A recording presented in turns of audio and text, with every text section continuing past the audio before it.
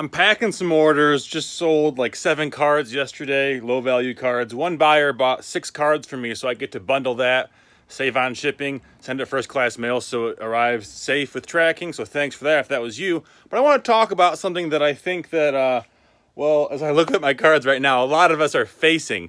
And that's this idea or concept, or just like in your head, are you thinking about, are the brands like Panini, are they flooding the market right now? I saw someone on Twitter posted that like 2 years ago there were only like 6,000 or 8,000 parallels of Prism cards, and in 2022 there's gonna be like 18,000. So they're just, although they're not doing the same thing they did back in the 90s where they're just like printing off the base cards ad nauseum, they are increasing the number of varieties of cards. And I have 2 thoughts about this. My first thought is maybe it's not so bad.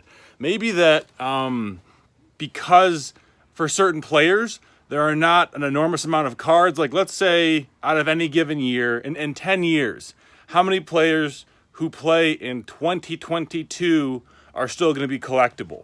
If you go back to like 2012, who played back then who's still collectible? You know, Tom Brady, Stafford, some quarterbacks, basically. I can't think of any other players who are still playing. There's the guys who are in the Hall of Fame, but just like the number is, let's say 5% of all the players who were active in that year still have collectible value. And those cards are going to sell pretty much regardless. And so are they creating so many cards of those specific players that it'll soon be devalued?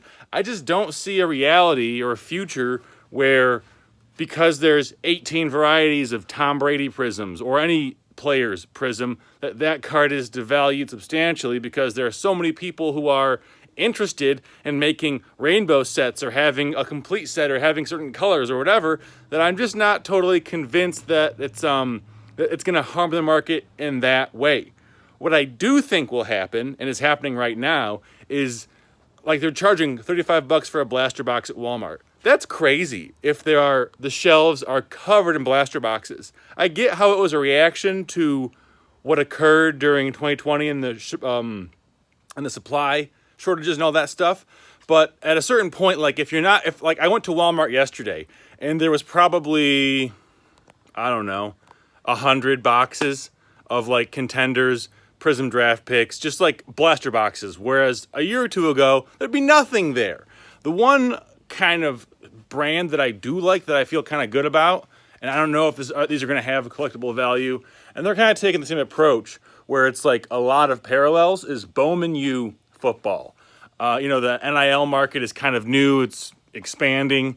And I like how those cards look quite a bit. I think I posted a video. I pulled out a Sauce Gardner Aquamarine out of 100, out of one blaster box. $20 too. Like, it's so nice to have that price point as a collector go back down to that number. And I don't really have an answer to it. I'm sure you're seeing the same thing that I'm seeing. You're seeing these cards behind me that I got to go through and ship out. And on that note, I want to know, what do you think? Give me your insight. Do you think that these brands are flooding the market in preparation to lose their licenses? Like, I think in 2025, Fanatics is taking over. Correct me if I'm wrong. Or do you think that it's just a blip, you know, on the radar? Curious to hear your input. And if you like this kind of stuff, comment below. Let's get a discussion going. See you guys later.